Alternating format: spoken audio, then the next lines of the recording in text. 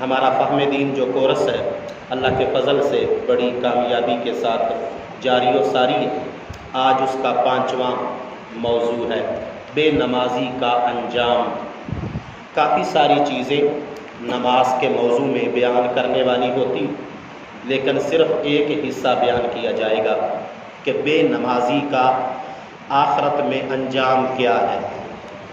یاد رکھیں، کچھ وبال ایسے ہیں جو بے نمازی کو ان وبالوں کا، ان مصیبتوں کا، ان پریشانیوں کا دنیا میں بھی سامنا کرنا پڑتا ہے، لیکن بندہ ہے کہ بندہ سمجھتا نہیں، ہوتا ہے اس کے ساتھ ایسے۔ ان ساری چیزوں کو بیان کرنے سے پہلے رب ذوالجلال قرآن مجید برہان رشید کی سورۃ البقرہ کی آیت نمبر 43 میں اور پھر آگے جا کے قرآن مجید کے متعدد مقامات پہ سورۃ الماعون جو پارہ نمبر 30 میں ہے، ارأیت الذی یکذب بالدین فذلک الذی یدعو الیتیم ولا یحض علی طعام المسکین فویل للمصلین۔ اللہ فرماتا ہے ہلاکت ہے ان لوگوں کے لیے جو اپنی نمازوں کو بھولے بیٹھے، ہلاکت ہے، تباہی ہے ان لوگوں کے لیے جو اپنی نمازوں سے غافل، بھولے بیٹھے ہیں۔ آگے اللہ تعالیٰ ارشاد فرماتا ہے کہ الذین ھم عن صلاتہم ساہون، کہ ان نمازیوں کہ جنہوں نے اپنی نمازوں کو بھلا دیا۔ پھر اللہ فرماتا ہے وہ لوگ جو دکھاوے کی زندگی گزارتے ہیں۔ پھر اللہ فرماتا ہے اور جو برتنے والی چیز ہے، اگر کوئی ادھاری مانگ لے تو وہ لوگ دیتے نہیں ہیں۔ اب یہ ساری چیزیں ہمارے اندر موجود ہیں۔ مثال کے طور پہ ایک چیز برتنے والی ہے تو وہ کسی کو ضرورت ہے، اگر وہ مانگ لے تو ہم نہیں دیتے۔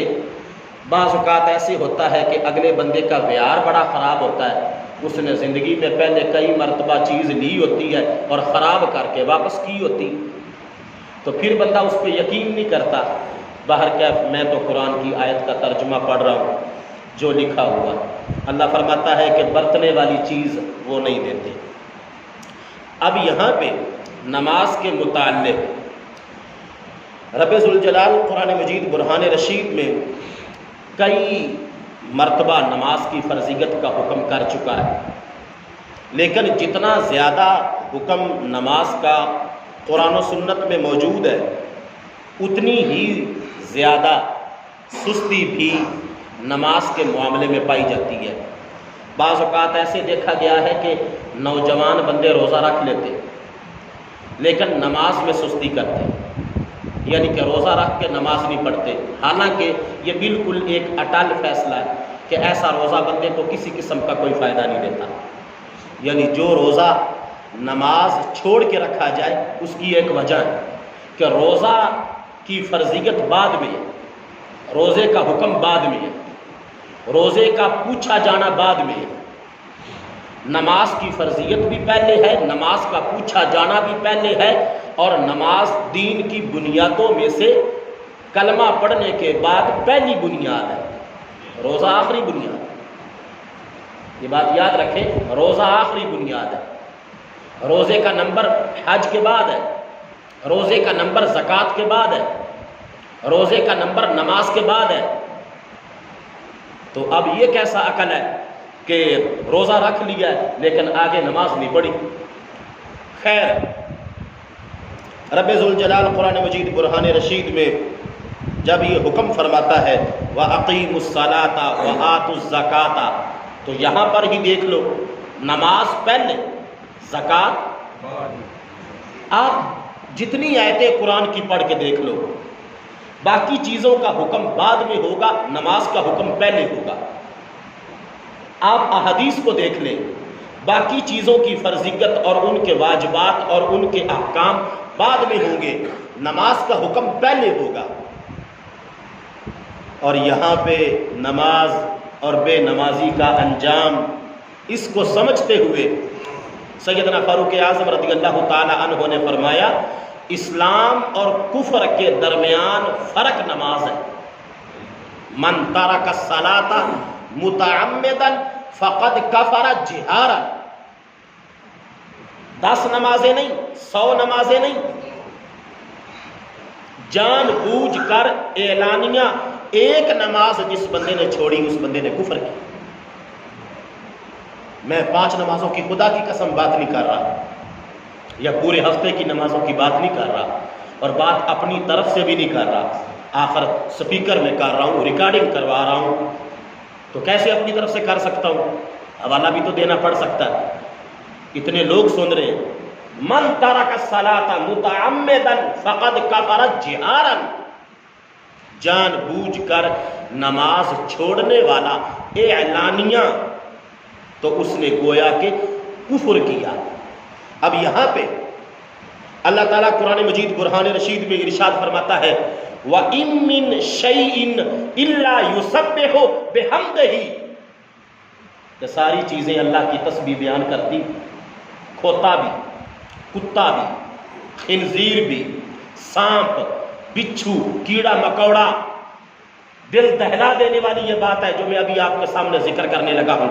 یہ ساری چیزیں، موذی جانور، حرام جانور، حلال جانور، پہاڑ، دریا، چلتا ہوا پانی، شبنم کے قطرے، پھولوں کی پتیاں، یہ سب کے سب جو بھی اللہ کی مخلوق ہے وہ ساری اللہ کی. قرآن کہتا ہے وَإِن مِّن شَيْءٍ إِلَّا يُسَبِّحُ بِحَمْدِهِ.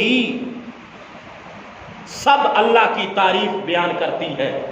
تو کتا بھی کرتا ہے کیونکہ کتا بھی مخلوق ہے، گدھا بھی کرتا ہے کیونکہ گدھا بھی مخلوق ہے.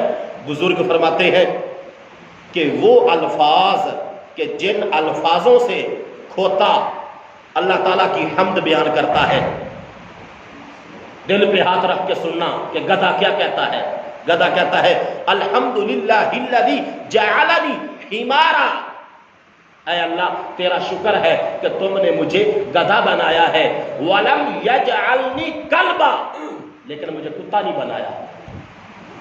مجھے کتا، باتیں بڑی سخت بھی ہو سکتی ہیں، یہ نہ ہو کہ بعد میں کوئی کیس کر دینا. اچھا تو کتا کیا کہتا ہے؟ کتا کہتا ہے الحمدللہ الذی جعلنی کلبا. اے اللہ تیرا شکر ہے تو نے مجھے کتا بنایا ہے. وَلَمْ يَجْعَلْنِي خِنْزِيرًا. لیکن مجھے خنزیر نہیں بنایا. تو خنزیر کیا کہتا ہے؟ خنزیر کہتا ہے الحمدللہ الذی جعلنی خنزیرا وَلَمْ يَجْعَلْنِي تَارِكَ الصَّلَاةِ. اے اللہ تیرا شکر ہے مجھے خنزیر بنایا ہے لیکن مجھے بے نماز نہیں بنایا. چھوڑو جس نے چھوڑنی ہے چھوڑو، دل رجا کے چھوڑو جتنی چھوڑنی ہے. یہ تو اینڈ ہو گیا نا، اخیر ہوگی. اب یہاں پہ ابو داؤد شریف کی ایک حدیث بیان کرنا چاہتا ہوں. آقا کریم کے دربار میں ایک وفد آیا قبیلہ بنو ثقیف کا. آقا کریم صلی اللہ علیہ وآلہ وسلم نے مسجد میں ان کو جگہ دی، اس لیے کہ وہ لوگوں کی عبادت کو دیکھیں، ان کے دل میں اسلام کی محبت پیدا ہو. ابو داؤد شریف کی حدیث بات ابھی حوالہ بھی نوٹ کروا دیتا ہوں. جس وقت وفد آیا کچھ دن وہ مسجد میں ٹھہرا، اور کچھ دن ٹھہرنے کے بعد ان کے دل میں اسلام کی محبت پیدا ہو گئی. کہنے لگے یا رسول اللہ صلی اللہ علیہ وآلہ وسلم کلمہ ہم پڑھتے ہیں لیکن ہماری 3 شرطیں، ہماری 3 شرطیں ہیں. ان 3 شرطوں کو آپ پورا کر دیں تو ہم مسلمان ہونے کے لیے تیار ہیں. آقا کریم صلی اللہ علیہ وآلہ وسلم نے فرمایا کیا شرطیں؟ حضور مختار کل ہیں، حضور اولین اور آخرین کے امام ہیں. آقا کریم صلی اللہ علیہ وآلہ وسلم کل کائنات کے بادشاہ ہونے کے باوجود آپ نے ہر ممکن کوشش کی کہ لوگ گمراہی سے ہٹ جائیں اور اللہ کے دربار میں سجدہ کرنے والے بن جائیں. حتیٰ کہ آقا کریم صلی اللہ علیہ وآلہ وسلم کے دربار میں ایک پہلوان آیا، اس نے کہا میں اتنی دیر تک کلمہ نہیں پڑھوں گا جتنی دیر تک آپ میرے ساتھ کشتی نہیں کریں گے، اگر میں نے آپ کو ہرا لیا میں کلمہ نہیں پڑھوں گا، اور اگر آپ نے مجھے ہرا لیا تو میں کلمہ پڑھ جاؤں گا۔ حضور کا پیشہ کشتی کرنا نہیں تھا، حضور کا پیشہ گھلاٹیا نہیں تھا، لیکن آقا کریم صلی اللہ علیہ وآلہ وسلم نے اس کی خیر خواہی کے لیے کہ یہ اس شرط پہ اڑ گیا ہے، پہلوانی والی شرط پہ، پہلوان ہے، پہلوانی کی بات کرتا ہے، بڑا ترکڑا ہے، اس کو بڑا گھمنڈ ہے اپنی طاقت پہ، تو آقا کریم نے ایک مرتبہ پچھاڑا، دوسری مرتبہ پچھاڑا، ہر مرتبہ کہتا تھا نہیں میرا ایک داؤ رہ گیا ہے، تو حضور نے فرمایا تم سارے داؤ لگا لو، محمد کے سامنے کسی کا داؤ چلتا ہی نہیں۔ تو تیسری مرتبہ پچھاڑا تو پھر رو پڑا اور نیچے گرے ہوئے قدموں کو پکڑ کے کہنے لگا یا رسول اللہ صلی اللہ علیہ وآلہ وسلم، جس وقت میں آپ کے ہاتھوں میں ہاتھ ڈالتا ہوں مجھے چیتا ہی بھول جاتا ہے کہ کشتی کرنی کیسے ہے۔ آقا کریم صلی اللہ علیہ وآلہ وسلم نے فرمایا بات یہ نہیں ہے، بات یہ ہے میرے ہاتھ رحمت والے ہیں، تیرے ہاتھ کفر والے ہیں، کفر کا رحمت کے ساتھ جوڑ نہیں ہے، جس وقت کفر کے ہاتھ رحمت کے ہاتھوں کے ساتھ لگ جاتے ہیں تو تجھے کفر کے سارے پینترے بھول جاتے ہیں، یہ مسئلہ ہے۔ قبیلہ کہنے لگا تین شرطیں، وہ تین پوری کر دو تو پھر ہم مسلمان ہو جائیں۔ حضور پاک نے فرمایا بولو تینوں، کہنے لگے اللہ یحشروا، پھر کہنے لگے ولا یعشروا، پھر کہنے لگے ولا یجبوا۔ یا رسول اللہ تم تو روزانہ جہاد پہ جاتے ہو، ہم نہیں جا سکتے۔ تو آقا کریم نے فرمایا ٹھیک ہے ہم سارے جائیں گے، تمہیں چھٹی ہے۔ پھر کہنے لگے یا رسول اللہ تم تو عشر لیتے ہو، زکوٰۃ لیتے ہو، تو ہمارا تو مال کم ہو جائے گا، ہم نہیں دیں گے، باقی سب سے لو، ہم سے نہ لو۔ حضور پاک نے فرمایا یہ بھی ٹھیک ہے، تم سے نہیں لیتے۔ کہنے لگے ولا یجبو، یہ تم جو ایک عبادت کرتے ہو ہم مسجد میں دیکھتے رہے ہیں اس میں رکوع آتا ہے، تو ہماری تو شان کے خلاف ہے، ہم جھکتے نہیں ہیں، تو اس عبادت میں تو جھکنا پڑتا ہے، تو آپ یہ بھی ہمیں چھوڑ دیں۔ تو حضور رونے لگے، فرمانے لگے سب کچھ چھوڑ سکتا ہوں، نماز نہیں آپ کو میں کہہ سکتا کہ نماز چھوڑ دو۔ تم ایسے کرو دو شرطیں اپنی منوا لو، ایک میری مان لو۔ اب یہ مختار کل ہونا ہے، کس کی جرت ہے، کون سا مفتی ہے کائنات میں ازل سے ابد تک جو اللہ کے بنائے ہوئے قانون کو الٹ کرے۔ عشر فرض ہے اللہ کی طرف سے، جہاد فرض ہے اللہ کی طرف سے، لیکن جن کے صدقے میں جہاد فرض ہوا، جن کے صدقے میں سارا شریعت کا معاملہ اس کائنات کے سامنے آیا، تو ان کو رب نے اپنا نائب اعظم بنایا اور ان کی زبان کے ذریعے سے اس عقدے کو قوم کے سامنے کھولا، اور حضور نے فرمایا دو شرطیں جو ہے وہ تم اپنی منوا لو، عشر بھی نہ دینا، جہاد پہ بھی نہ جانا، لیکن نماز کے بغیر گزارا نہیں ہے، یہ نماز تمہیں پڑھنی پڑے گی، دل ہے تو مسلمان ہو جاؤ، میں یہ نہیں کہہ سکتا کہ نماز کے بغیر۔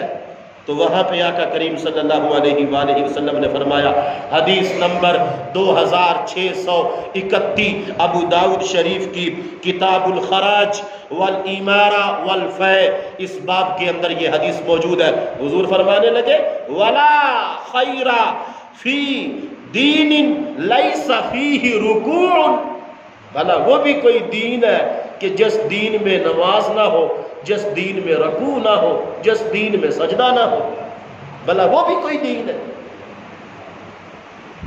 آج ہم یہ سمجھتے ہیں میرا ٹائم نہیں ہے، میری مصروفیت ہے۔ حضرت ابو ذر غفاری رضی اللہ تعالی عنہ، جن کا اصل نام جندم بن جنادہ ہے، حضور کے ساتھ تھے، خزاں کا ماحول تھا، ایک درخت کے نیچے آقا کریم تشریف لے گئے، اس درخت کی ٹہنی کو پکڑ کے جھنجھوڑا زور سے، سارے پتے زمین پہ گر گئے۔ آقا کریم نے پوچھا، اے ابو ذر بتا اس درخت کی کیا حالت ہوئی؟ تو عرض کرنے لگے، یا رسول اللہ صلی اللہ علیہ وآلہ وسلم درخت خالی ہو گیا، پتوں سے ٹہنی شاخ خالی ہو گئی، سارے جھڑ گئے۔ آقا کریم صلی اللہ علیہ وآلہ وسلم نے ارشاد فرمایا، میں نے درخت کی ٹہنی کو ہلا کے سارے پتوں کو زمین پہ گرا کے تجھے یہ بتانا ہے، جو بندہ دن میں 5 نمازیں پڑھتا ہے، اللہ تعالیٰ 5 نمازیں پڑھنے کے صدقے اس بندے کے سارے دن کے گناہوں کو اس طرح معاف کر دیتا ہے۔ نماز کی فرضیت، اب قرآن کی آیتیں بندہ کتنی پڑھ سکتا ہے؟ آیت نمبر 43 میں جو سورۃ البقرہ کی ہے، وَأَقِيمُوا الصَّلَاةَ وَآتُوا الزَّكَاةَ، کل وہی آیت میں نے زکوٰۃ کی مد میں پڑھی اور آج وہی آیت نماز کی مد میں، کیونکہ دونوں چیزوں کا ذکر ہے۔ سورۃ البقرہ پارہ نمبر 2 آیت نمبر 238 اللہ تعالیٰ فرماتا ہے، حافظوا علی الصلوات والصلاۃ الوسطی وقوموا للہ قانتین۔ مجھے آخر میں یاد کروانا، 2 سوال ہیں ان کے جواب دینا۔ اچھا، حفاظت کرو سب نمازوں کی، اور بیچ کی نماز کی، درمیان والی نماز، درمیان والی کون سی بنتی؟ عصر کی نماز، اور کھڑے ہو اللہ کے حضور ادب کے ساتھ، اللہ کے دربار میں جب کھڑے ہو تو ادب کے ساتھ کھڑے ہو۔ پورا طریقہ بھی اللہ تعالیٰ نے اپنے بندوں کو بیان فرمایا۔ حضرت عبادہ بن صامت رضی اللہ تعالیٰ عنہ روایت کرتے ہیں، سید عالم نور مجسم شفیع معظم صلی اللہ علیہ وآلہ وسلم، یہ بھی ابو داؤد شریف کی حدیث پاک ہے، حدیث نمبر 425 ہے۔ آقا کریم صلی اللہ علیہ وآلہ وسلم نے ارشاد فرمایا کہ 5 نمازیں اللہ پاک نے بندوں پر فرض کی ہیں، جس نے اچھی طرح وضو کیا اور وقت پہ پڑھ لی اور رکوع کیا، عاجزی کرتے ہوئے نماز پڑھی، تو رب ذوالجلال کے ذمہ ہے کہ ہر حال میں اس بندے کو جنت میں داخل کرے۔ اور جس نے یہ 5 نمازیں نہ پڑھی، اللہ اور اللہ کے رسول کے ذمہ ہے ہی نہیں، تو جس کا ذمہ رسول بھی نہ لے، اللہ بھی نہ لے، اس کی تو کوئی واڑے ڈھوئی نہیں، کون اس کا ذمہ لے سکتا ہے؟ کہ جس کی گارنٹی خالق کائنات نہ دے رہے ہو۔ شعب الایمان کی حدیث نمبر 2807، ایک شخص آقا کریم صلی اللہ علیہ وآلہ وسلم کی بارگاہ میں عرض کرنے لگا، یا رسول اللہ صلی اللہ علیہ وآلہ وسلم، اسلام کیا چیز ہے؟ تو رب ذوالجلال کے پیارے حبیب نے ارشاد فرمایا کہ اسلام لا الہ الا اللہ محمد رسول اللہ ہے، یعنی اسلام میں داخل ہونے کا دروازہ کلمہ توحید ہے اور کلمہ طیبہ۔ تو کہنے لگا، یا رسول اللہ صلی اللہ علیہ وآلہ وسلم، اسلام کی سب سے زیادہ پسندیدہ چیز کیا ہے؟ تو حضور فرمانے لگے، اسلام کی سب سے زیادہ پسندیدہ چیز جو اللہ کو ہے وہ اللہ کے دربار میں 5 وقت کی نماز پڑھنا۔ یاد رکھے، زنا جرم ہے نا، شراب پینا جرم، یہ سارے کبیرہ 3-4 میں آپ کو گنتی کروا کے مسئلے کی نوعیت بتاتا ہوں۔ شراب کبیرہ گناہ ہے، پینا، بیچنا، جو بھی اس کا ہے سارا۔ زنا یہ بھی کبیرہ گناہوں میں سے ہے۔ اب المیہ پتہ ہی کیا ہے؟ المیہ یہ ہے کہ ہماری نظر میں زنا بہت بڑا جرم ہے، یقیناً بہت بڑا جرم ہے۔ میں کوئی یہ نہیں کہنا چاہتا کہ وہ کوئی چھوٹا جرم ہے، لیکن یاد رکھیں، بے نمازی ہونا زانی ہونے سے بڑا جرم ہے۔ اب یہاں پہ شاید کوئی نیا فلسفہ نہ نکل آئے، کیونکہ ہر بندہ اپنی عقل کے مطابق بات کرتا ہے۔ کچھ ایسے بھی ضدی قسم کی سوچیں ہوتی ہیں، بھگوتر ٹائپ، جن کو الف سے بے کا نہیں پتا ہوتا لیکن اعتراض کرنے میں 1 منٹ لگا دیتے ہیں۔ یہ دنیا کی ایک حالت ہے۔ میں پھر کہہ رہا ہوں، زنا سے شراب پینے سے وہ بہت بڑے جرم ہیں، حرام ہیں، معاشرے کی تباہی، خاندان کی تباہی، چہرے کی تباہی، رزق کی تباہی ان جرموں کی وجہ سے ہوتی ہے، لیکن ان جرموں سے بڑا جرم بندے کا بے نمازی ہونا ہے۔ اب ہمارے سوچوں کا محور کوئی اور ہے، یعنی ہم سمجھتے ہیں زنا بہت بڑا جرم ہے، نماز نہ پڑھنا کوئی جرم ہی نہیں۔ تو جس وقت بندے کے دل میں کسی چیز کی اہمیت ہی نہ ہو تو بندہ وہ کام کیسے کرے گا؟ اب یہاں پہ احادیث تو بہت زیادہ ہے، آپ جانتے ہیں۔ کل میں بخاری شریف کی حدیث آپ کو سنا رہا تھا زکوٰۃ کا مسئلہ سمجھاتے ہوئے، تو وہ بھی آج تھوڑی سی سمجھ لو کہ اسلام کی بنیاد 5 چیزوں پہ۔ نمبر 1 کلمہ توحید، نمبر 2 نماز۔ تو کلمہ توحید کے فوری بعد جو آتی ہے وہ نماز ہی آتی ہے، باقی سارے کام وہ بعد کے ہیں۔ اور یہ یاد رکھیں سب سے افضل ترین عبادت جو ہے وہ نماز ہی ہے، سب سے زیادہ افضل ترین عبادت۔ اس کی ایک وجہ ہے، ذاتیں 2 ہیں جن کے ساتھ پیار ہونا چاہیے، ایک اللہ اور ایک اللہ کا۔ اب دونوں کہ نماز سب سے زیادہ بہترین افضل ترین عبادت کیوں ہے؟ اللہ فرماتا ہے کہ جس بندے نے اپنی نماز کو محفوظ کر لیا تو گویا اس بندے نے پورے دین کو محفوظ کر لیا۔ نماز کو میں عرض کر رہا تھا نا کہ بندے کا تعلق 2 ذاتوں سے ہے، ذات رسول سے اور ذات رسول خدا کے بعد اللہ پاک سے۔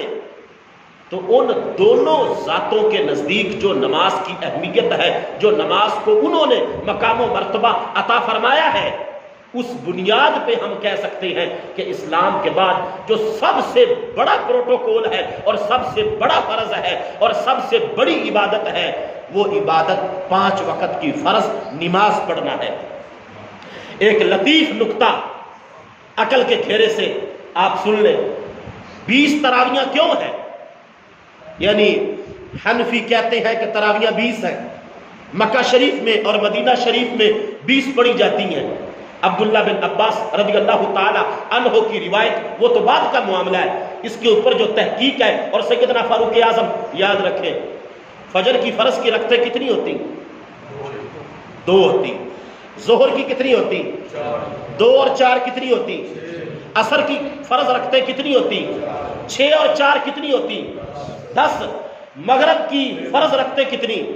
3۔ 10 اور 3 کتنی ہوتی؟ 13۔ عشاء کی فرض رکعتیں کتنی ہوتی؟ 13 اور 4 کتنی ہوتی؟ واجب، وتر، سنت اور نفل کے علاوہ 24 گھنٹے میں ایک بندے پر جو واجب آتا ہے وہ کتنی رکھتے ہیں؟ 3۔ 17 اور 3 جمع کرو کتنی بنتی ہیں؟ اس لیے تراویاں 20 ہیں۔ سمجھ آ گئی؟ یہ فارمولہ کنہوں نے بولا؟ شاید آپ کے ذہن میں ہو قاری صاحب اپنے عقل کو لڑا کے بول رہے، نہیں، عبداللہ بن عباس نے بولا یہ فارمولہ۔ تو جب فرض نماز ہی نہیں پڑھنی تو تراویاں کس نے پڑھنی؟ فرض نماز پوری ہوگی تو آگے جا کے سنت۔ اور یہ بات یاد رکھیں تراویاں نفل عبادت نہیں ہے۔ کس کے ذہن میں یہ مسئلہ ہے کہ تراویاں نفل ہیں؟ نہیں، تراویاں سنت مؤکدہ ہیں۔ عوام میں یہ بات غلط مشہور کر دی گئی تو عوام پتہ ہی کیا کہتی؟ بھائی زمان صاحب، عوام کہتی نفل ہی تو ہے نا، پڑھ لی تو ٹھیک ہے، نہ پڑھی تو پھر بھی ٹھیک ہے۔ نفل نہیں ہے۔ جب آپ پوری زندگی یہ سمجھتے رہو گے کہ یہ نفلی عبادت ہے تو تمہارے دل میں اس عبادت کی ویلیو نہیں آئے گی۔ سنت مؤکدہ ہے۔ دلائل پھر کبھی لے لینا۔ اللہ اکبر۔ تو اللہ پاک نے فرمایا کہ پورے دین کو قائم اس بندے نے کیا جس بندے نے نماز کو قائم کیا، پورے دین کو۔ حضور فرماتے ہیں بخاری شریف عمدۃ القاری شرح صحیح بخاری، فمن اقامها فقد اقام الدین ومن ترکها فقد ہدم الدین، جس بندے نے نماز چھوڑ دی اس نے پورے کے پورے دین کو اٹھا کے زمین پہ پھینکا۔ ہم سمجھتے ہیں کہ پتہ نہیں یار یہ کوئی مذاق ہے۔ اب اللہ یہ فرماتے، اللہ کے نزدیک یہ ہمارے دوست ہیں، بڑے پیارے دوست ہیں، ہر موڑ پہ کام آتے ہیں، ہم تو ان کی خیر خواہی کے لیے کہہ رہے ہیں، خدا کی قسم دل کے کروڑویں حصے میں کسی کی توہین یا بے عزتی نہیں ہے۔ ہمارے حق سے قرآن دوست بھی نماز نہیں پڑھتے، رمضان شریف میں پڑھ رہے، رمضان جیسے ہی جائے گا بڑے بڑے آپ کو ایسے بھی نظر آئیں گے کہ وہ غائب ہو جائیں گے، ٹھیک ہے نا؟ تو یہ چیز، اب آخر میں دو چیزیں سنیں، آج کی بات کو مکمل کریں۔ ویسے آج ماشاءاللہ آپ میں سے سویا کوئی بھی نہیں، پہلے آپ سو جاتے تھے، آپ کو جگانا پڑتا تھا۔ نماز نہ پڑھنے کے نقصان ٹوٹل ہے 13۔ کتنے ہیں؟ 13۔ نمبر 1، بے نمازی کی عمر سے برکت ختم ہو جاتی ہے، اس کی عمر میں برکت نہیں رہتی۔ اور یاد رکھیں عمر سے برکت کا ختم ہونا 2 معنوں میں ہے۔ نمبر 1 عمر گھٹ جانا، نمبر 2 کہ عمر رہتی اتنی ہے لیکن اس کی برکت کا ختم ہو جانا، مطلب یہ ہے کہ پوری زندگی بندے کی پریشانیوں اور بیماریوں میں گزرتی یہ ہے۔ اب بندے کی عمر 60 سال ہو اور ساری بیماریوں والی ہو تو یہ برکت کا ختم ہونا ہے، اور اگر تندرست زندگی ہو تو پھر بندے کی زندگی کا ماحول اور ہوتا ہے۔ دوسرے نمبر پہ بے نماز بندہ، اس کو جو نقصان ہوتا ہے اس کے چہرے سے نیک بندوں کی نشانی مٹا دی جاتی ہے۔ ہر بندے کے ماتھے پہ ایک نشانی ہوتی ہے جس نشانی سے پتہ چلتا ہے کہ یہ بندہ مومن ہے اور نیک ہے، صالح ہے۔ کل قیامت کے دن اس ماتھے کی نشانی سے پتہ چل جائے گا یہ محمد عربی کے غلام ہے، لیکن جو بندہ بے نمازی ہے اس کے ماتھے سے اس نشانی کو ختم کر دیا جاتا ہے۔ نمبر 3، بے نماز بندے کی دعا کبھی بھی آسمان پہ پہنچتی نہیں۔ اب ہر بندہ دعا مانگتا ہے لیکن قبولیت جو ہے وہ کیوں نہیں ہوتی؟ آسمان پہ جب پہنچے گی نہیں تو قبولیت کیسے ہوگی؟ بے نمازی کی دعا درمیان سے ہی واپس آ جاتی ہے اور کالے کپڑے میں لپیٹ کے فرشتے اس بندے کے منہ پہ مار دیتے ہیں کہ تم جس رب سے مانگ رہے ہو تمہیں شرم نہیں آتی؟ اس رب کا تم نے کون سا تقاضا پورا کیا ہے؟ کس منہ سے تم رب سے مانگ رہے ہو؟ جب تم اس رب کی عبادت نہیں کر سکتے، اس کا سجدہ نہیں کر سکتے، تم کھا رہے ہو اس کی نافرمانی کر کے، اس کے سورج کی روشنی کو استعمال کر رہے ہو، اس کی نافرمانی کر کے اس کے چاند کی روشنی سے فائدہ اٹھا رہے ہو، اس کی نافرمانی کر کے اس کے دریاؤں کے پانی کو استعمال کر رہے ہو، ان کی ہواؤں سے تم سانس لے رہے ہو، لیکن تمہیں پھر بھی شرم نہیں آتی؟ کھاتے، اولاد، بیوی، زندگی کے معاملات سب کچھ رب کا استعمال کر کے رب کے دربار میں سجدہ نہیں کرتے ہو اور پھر دعائیں کرتے ہو یا اللہ یہ کر دے، یہ کر دے، یہ کر دے۔ کیوں کرے اللہ؟ تو فرشتے آسمان تک دعا جانے سے پہلے ہی پکڑ کے اس بندے کے منہ پہ مار دیتے۔ نمبر 4، نیک بندوں کی دعاؤں میں کہ جو نیک بندے، ایک تو ہے نا اس کی اپنی قبول نہیں ہوتی، اگر کوئی دوسرا نیک بندہ دعا کرے کہ یا اللہ اس مجلس پر رحم فرما، تو اس مجلس میں جو بے نمازی ہے اس کا اس نیک بندے کی دعا میں حصہ ہوتا ہی نہیں۔ نیک بندوں کی دعاؤں سے بے نمازی کا حصہ ختم ہو جاتا ہے۔ اور نمبر 5، دنیا میں اس سے مخلوق نفرت کرتی ہے۔ نمبر 6، بے نمازی ذلیل ہو کر مرتا ہے۔ نمبر 7، بے نمازی بھوکا مرتا ہے، اگرچہ اس کو پوری کائنات کا رزق پیس کے گوند کے اس کے منہ میں اتار کے اس کے پیٹ میں پہنچا دیا جائے، پھر بھی صرف فرق اتنا ہے کہ جس وقت بندے کو موت آتی ہے اس وقت بندے کے منہ سے نکلنے والی بولی بندے کو سمجھ نہیں آتی۔ اگر سمجھ آ جائے تو یہی سمجھ آئے گی، پانی دے دو، کھانا دے دو۔ تو 6 ذلیل ہو کے، 7ویں بھوکا مرے گا، 8ویں پیاسا مرے گا، اور یہ ساری چیزیں حدیث کے اندر موجود ہیں۔ حضور فرماتے ہیں اتنی پیاس لگتی ہے بے نمازی بندے کو کہ اگر پوری دنیا کے دریا سمندروں کا پانی اس کے منہ اور اس کے حلق سے اتار دیا جائے پھر بھی کہتا ہے العطش العطش العطش، میں مر گیا مجھے پانی دو، میں مر گیا مجھے پانی دو۔ اللہ اکبر۔ نمبر 10، اس کی قبر میں اس کے جانے سے پہلے آگ بھڑکا دی جاتی ہے۔ نمبر 11، بے نمازی کا حساب سختی سے ہوتا ہے۔ نمبر 12، رب قہار اس سے ناراض ہو جاتا ہے۔ نمبر 13، بے نمازی کو آگ کے صندوق میں بند کر کے آگ کا تالا لگا کے سانپ کے منہ میں ڈال کے اس سانپ کو جہنم میں ڈال دیا جاتا ہے۔ میں گزارش کروں گا ان ماؤں بہنوں سے جو بچوں والی ہیں کہ تم کیا دعویٰ کرتی ہو کہ تم اپنی اولاد سے محبت کرتی ہو؟ کیسے ایک ماں دعویٰ کر سکتی ہے مجھے میرے پتر کے ساتھ بڑا پیار ہے؟ کون ماں چاہتی ہے اس کا بیٹا جہنمی بنے؟ آج مائیں سارے جتن تو کرتی ہیں اولاد کی خوشی کے لیے، لیکن یاد رکھیں شریعت کی نظر میں، دین اسلام کی نظر میں ایک سگی ماں کی محبت اور اس کی ممتا وہ قبول ہے جو اپنے بیٹے کے پاؤں پکڑ کے اپنے بیٹے کو خدا کے دین کے راستے پہ لگانے والا بن جائے۔ ورنہ کیا پیار ہے؟ پیسے کا پیار ہے اور کچھ نہیں ہے۔ اللہ اکبر۔ آخری بات سنیں، وقت پر نماز نہ پڑھنا۔ چلے اہمیت تو اس کی بھی بہت ہے، پھر وقت بہت زیادہ ہو گیا۔ جماعت کے ساتھ نماز نہ پڑھنے کے نقصان ٹوٹل 5 ہیں۔ جماعت کے ساتھ نماز نہ پڑھنے کے، پیچھے تو تھا نا نماز نہ پڑھنے کے، اب آگے جماعت کے ساتھ نماز نہ پڑھنے کے نقصان۔ شرعی مجبوری کے بغیر ایک بار بھی جماعت چھوڑنے والا گنہگار ہے۔ نمبر 2، جماعت چھوڑنے والے پر شیطان غالب آ جاتا ہے اور اس پر اپنا قبضہ جما لیتا ہے۔ نمبر 3، جو تکبیر سن کر جماعت کے لیے حاضر نہ ہو، حدیث پاک میں اسے ذلیل، کمینہ، بدبخت، نامراد، ظالم، اظلم، منافق اور گستاخ بولا گیا۔ تکبیر سن کے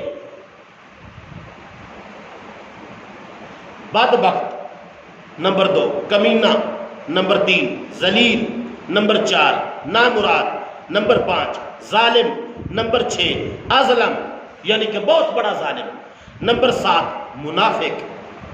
یاد رکھیں منافق 2 قسم کے ہوتے ہیں، ایک ہوتا ہے منافق اعتقادی، ایک یہ جو ہے نا قرآن میں ان المنافقین فی الدرک الاسفل من النار، کہ منافقین جہنم میں سب سے نیچے گڑھے میں ہوں گے، نیچے والے درجے میں۔ وہ عملی یہ والے نہیں ہیں، وہ اعتقاد عقیدے کے منافق ہے۔ یہ ہے عملی منافق جس کے بارے میں کہا گیا کہ جو جماعت کے ساتھ نماز نہیں پڑھتا۔ آخر میں سنیں، تنہا نماز پڑھنے والا با جماعت نماز پڑھنے والے کا درجہ نہیں پا سکتا اگرچہ ایک نماز کو 27 بار پڑھے۔ یعنی جو جماعت کے ساتھ نماز پڑھتا ہے اس کو 27 نمازوں کا ثواب ملتا ہے۔ تو اگر کوئی کہے کہ نہیں میں ظہر کی نماز 27 مرتبہ پڑھتا ہوں کہ مجھے جماعت کے ساتھ نماز پڑھنے والے کے برابر ثواب ملے، نہیں، 27 مرتبہ بھی پڑھے گا پھر بھی اس کو جماعت کے ساتھ نماز پڑھنے والے کا ثواب نہیں ملے گا۔ ہمارا ایک دنیا میں بڑا عجیب سا اصول ہے کہ ہم جب 2 دوست آپس میں ملتے ہیں اور کہتے ہیں کہ یار آؤ نماز کی طرف، تو فوری طور پہ جو مجھے زندگی میں سب سے زیادہ بہانہ سننے کو ملا وہ یہ ہے کہ وہ جی کپڑے صاف نہیں، دھمی تو شروع کرساں جمعے والے دے تو شروع کرساں، تو فوری طور پہ بندہ آکھے بھی یار شہر ونجنا یا کسی شاپنگ تے جانا یا ولیمے تے جانا ہے، کہ کھرنا دا ولیمہ ہے تو اتنے کٹا کٹا ہو سی، اس آخنا کاری صاحب تسی کھلو وہ میں 5 منٹ کپڑے بدل کے آیا۔ یعنی نماز واسطے کپڑے بدلنے ہون تے بندے نو گل گھٹو ہوندا، کوئی بندہ بھی کدے یہ نہ آکسی بھی چلو تسی آج نماز دی صلح ماری تے کھلو وہ مڑ میں کپڑے بدلی آواں، جے نہیں صحیح ہے انتا تے دنیاوی معاملات واسطے کپڑے بھی بدل ہو جاندے، جتی بھی پال۔ حضرت امام اعظم ابو حنیفہ رات کو غسل فرماتے اور قیمتی سے قیمتی کپڑا پہنتے۔ آپ تاجر بھی تھے، کپڑے کے تاجر تھے امام اعظم ابو حنیفہ۔ تو کسی نے سوال کیا بھی رات کو تو کسی کے ساتھ تمہاری ملاقات نہیں ہونی، نہ بندوں نے ملنے آنا ہے، رات کو تو بندہ عام سے کپڑے بھی پہن لے تو خیر ہے۔ تو آپ فرمانے لگے تم کیسے کہہ سکتے ہو رات کو کسی کے ساتھ ملاقات نہیں ہونی؟ دنیا والوں کے ساتھ ملاقات ہو، بندہ اچھے اچھے سوٹ پہنے، اچھا جوتا پہنے، لیکن رات کو میری ملاقات ہوتی ہے اللہ تعالیٰ کے ساتھ۔ میں چاہتا ہوں میں رب کے دربار میں سونے سے سونا بن کے جاؤں۔ تو سب سے قیمتی مجھے وہ یاد نہیں، غالباً میرے خیال میں 2000 درم کا کرتا پہن کے نماز پڑھتے تھے کہ میں جب رب کی عبادت کروں تو سب سے زیادہ خوبصورت کپڑا پہن کے کروں۔ سب کو عمل کی توفیق عطا فرمائے۔ جو کچھ بیان ہوا اللہ مجھے بھی عمل کی توفیق عطا فرمائے، آپ کو بھی عمل کی توفیق۔